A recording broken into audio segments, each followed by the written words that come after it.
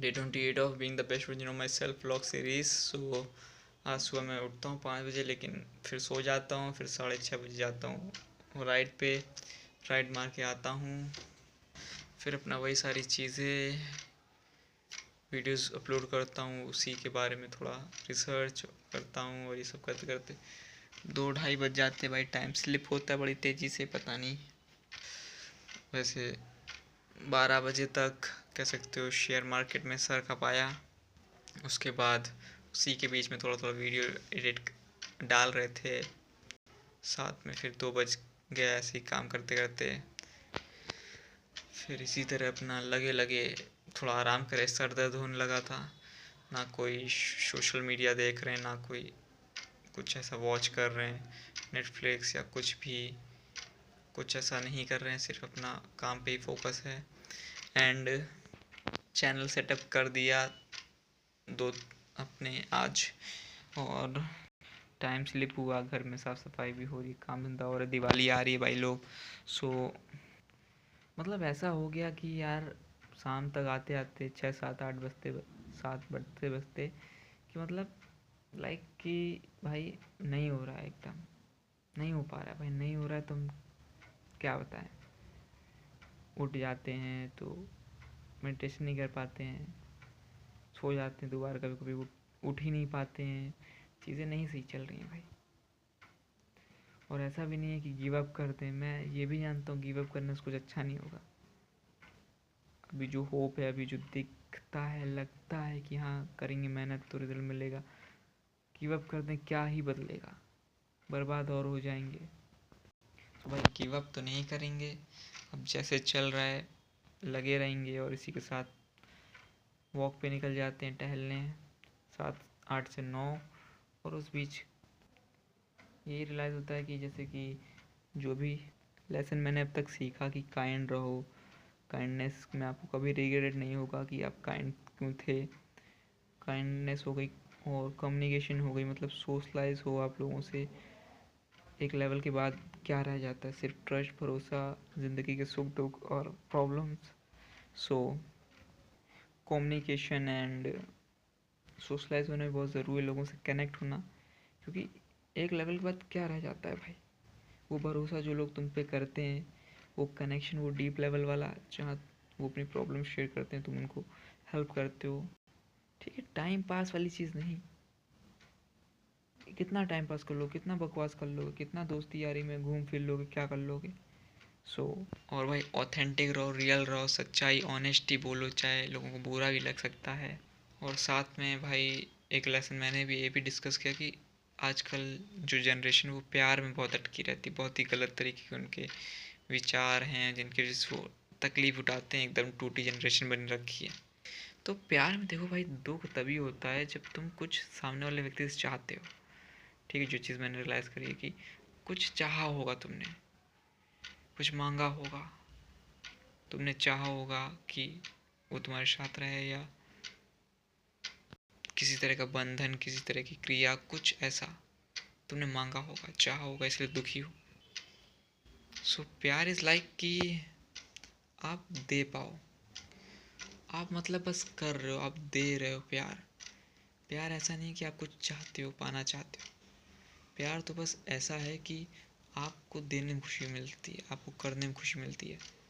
ठीक है, मैं तो ये कहूँगा भाई, प्यार सबसे करो, हर एक चीज़ से प्यार करो। हो सकता है ये पॉसिबल ना हो, लेकिन कोशिश करो, क्योंकि एक इंसान से प्यार करना तुम्हें तकलीफ़ और कमज़ोर बनाता है। लेकिन जब तुम सबसे प्यार करते हो, सभी में खुद को देखते हो, सभी रूपों में खुद को ही देख पाते हो, शरीर, मन, बिलीव, इमोशन ये सब अलग हो सकते हैं, लेकिन तुम रियलाइज़ करते हो कि भाई एक ही हैं हम लोग, चेतना, चैतन्य सब एक ही है। वो व्यक्ति जो मेरे सामने खड़ा है वो उससे अलग नहीं है।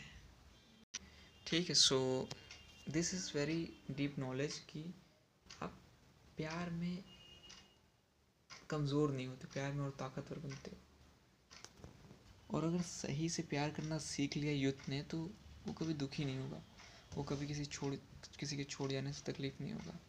ठीक है, तो मैं तो ये कहता हूँ भाई, अगर प्यार हो तो बता दो, कह दो कि हाँ मुझे तुम्हारे साथ बहुत अच्छा लगता है, तुम्हारे साथ बस उड़ता रहता हूँ, बस दिल पूरी तरह से भर जाता है, कुछ अलग ही महसूस करता है। एक्सप्लेन कर दो अपना पूरा प्यार, वो हाँ करे या ना करे कोई चिंता नहीं है भाई। तो एक लेवल के बाद तुम भी ये रियलाइज़ करते हो कि तुम भर गए हो पूरी तरह से प्यार में। अब तुम्हें वो पर्याप्त है, पर्याप्त से ज़्यादा है, ठीक है। अब तुम्हें एक पर्पज़ की तरफ काम करना है। ये रियलाइज़ करोगे तुम भी कि बस ठीक है, बहुत बढ़िया, जो भी था बहुत बढ़िया था।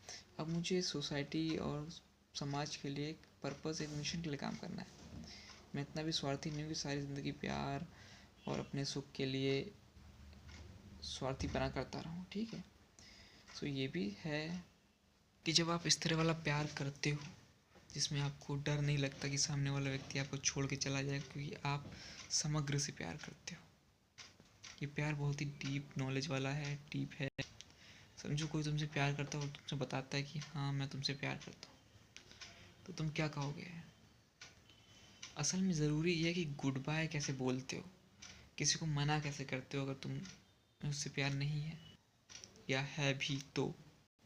मेरे ख्याल से बेस्ट थिंग ये है कि तुम उसको ये कहो कि प्यार का मतलब क्या है, क्या इसका ये मतलब है हम हमेशा साथ रहेंगे और एक दूसरे से ही बातें करेंगे, एक दूसरे के साथ ही घूमेंगे और सो कॉल्ड मटेरियलिस्टिक चीज़ें और सोसाइटी वाली सब।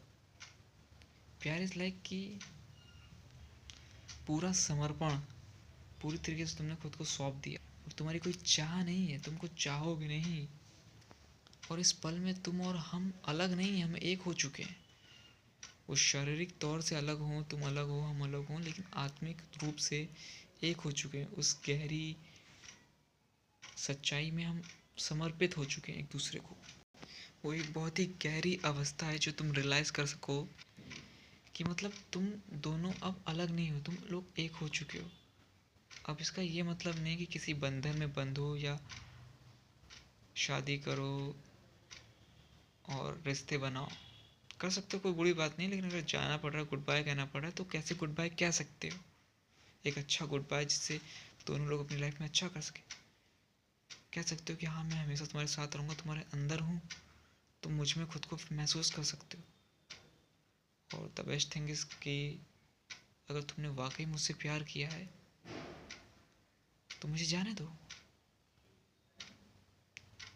तुम्हें समर्पण देना होगा, तुम्हें मेरी खुशी में खुश होना होगा, या मैं हूँ। तुम जाओ अपनी ज़िंदगी जियो बेहतर तरीके से, अपने सपने पूरे कर लो, वो करो जो तुम्हारे दिल को सुकून मिलता है जिसको करके। और ऑफ कोर्स मैं भी वो करूँगा जो मुझे अच्छा लगता है, जो मेरे पर्पज़ है। कुछ पल हम साथ थे, बहुत ही अच्छा मोमेंट था, बहुत ही अच्छे पल थे। और वो पल इतने वैल्यूएबल इसलिए थे क्योंकि वो सीमित थे, वो कम थे, इसीलिए उनकी कीमत थी। लैला मजनू अगर शादी कर लेते तो बेशक वो किसी अदालत के बाहर खड़े होते। और ये अधूरापन, ये चांद का आधा होना ही उसकी खूबसूरती को और निखारता है। ये कमियां, ये दूरियां ही प्यार को मजबूत बनाती हैं। प्यार का ना होना ही तुम्हारी ज़िंदगी में प्यार कितना ज़्यादा इम्पोर्टेंट है ये महसूस कराता है हर एक पल। तभी तुम इसकी असली कीमत पहचान पाते हो, इसका होना, जब ये तुम्हारे पास नहीं होता है। तो एंड में समराइज़ करते हुए मैं यही कहूँगा कि यार प्यार तुम्हें परमात्मा तक ले जा सकता है। और प्यार बहुत ही सही चीज़ है, हर व्यक्ति हर प्राणी से करो, समग्र से करो, सब में खुद को देखो, अपने अहंकार, अपने स्वरूप को देख पाओ और हर तरीके से मोक्ष की तरफ बढ़ो, सभी कर्मों से, सभी प्रकार से। और मैं कहूँगा करो ऐसा प्यार, करो ऐसी मोहब्बत जहाँ तुम्हें किसी का डर ना हो, उसको खोने का भी डर ना हो, ठीक है। एक आज़ादी वाली मोहब्बत, एक खुशी वाली, एक सुकून वाली मोहब्बत। तुमने डर डर के मोहब्बत किया होगा, मगर ऐसी मोहब्बत करके देखो जिसमें तुम चिल्ला के बोल सको कि मैं तुमसे प्यार करता हूँ। जिसमें तुम्हें अपना दिमाग ना लगाना पड़े। सही हो गलत हो, तुम एकदम फ्लो में बहो, एकदम दिल से जियो, दिल से। तुम जगह बदल रहे हो, तुम स्थान बदल रहे हो, लेकिन तुम्हारे अंदर का वो प्यार जो जिंदा है वो हर एक वस्तु में झलक रहा है, तुम्हें खुद से मिला रहा है। तो ऐसा प्यार करो, ऐसा प्यार करो भाई, इसको किसी तरह जगाओ अपने अंदर, हार्ट चक्र अनलॉक करो। सो मिलते हैं डे 29 में। Thanks for watching. Radhe Radhe दोस्तों।